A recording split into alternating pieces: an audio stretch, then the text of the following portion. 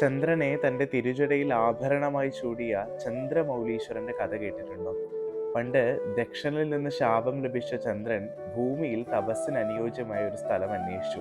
ഇന്ന് നമ്മൾ കാണുന്ന ഉഡുപ്പി ക്ഷേത്രം നിലനിൽക്കുന്ന ഈ പുണ്യഭൂമിയാണ് ചന്ദ്രൻ അന്ന് തപസ്സിനായി തിരഞ്ഞെടുത്തത്. ഉടുക്കുകളുടെ അഥവാ നക്ഷത്രങ്ങളുടെ അധിപനും ദേവനും തപസ് ചെയ്ത സ്ഥലമായതുകൊണ്ടാണ് ഇവിടം പിൽക്കാലത്ത് ഉഡുപ്പി എന്ന പേരിൽ അറിയപ്പെട്ടതെന്ന് പറയുന്നു. അന്ന് ചന്ദ്രൻ തപസ്സിനായി തയ്യാറാക്കിയ തടാകം ഇന്ന് ചന്ദ്ര സരോവരം എന്ന പേരിൽ നമുക്ക് ക്ഷേത്രത്തിനടുത്ത് കാണാൻ സാധിക്കും. അന്ന് ചന്ദ്രന്റെ അതികഠിനമായിട്ടുള്ള തപസ്സിൽ ദക്ഷൻ തന്നെ ശാപമോക്ഷം നൽകിയെന്നാണ് പറയപ്പെടുന്നത്.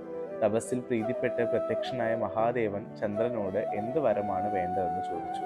അന്ന് അങ്ങയുടെ തിരുജടയിൽ തനിക്കൊരു ആഭരണമായ ഒരു സ്ഥാനം നൽകണമെന്നാണ് ചന്ദ്രൻ ആവശ്യപ്പെട്ടത്. ചന്ദ്രന്റെ ആവശ്യം അംഗീകരിച്ച മഹാദേവൻ തന്റെ തിരുജടയിൽ ചന്ദ്രനെ ഒരു ആഭരണമായി ചൂടി. അന്നു മുതൽ മഹാദേവൻ ചന്ദ്രമൗലീശ്വര ഭാവത്തിൽ ഇവിടെ സാന്നിധ്യമാവുന്നു.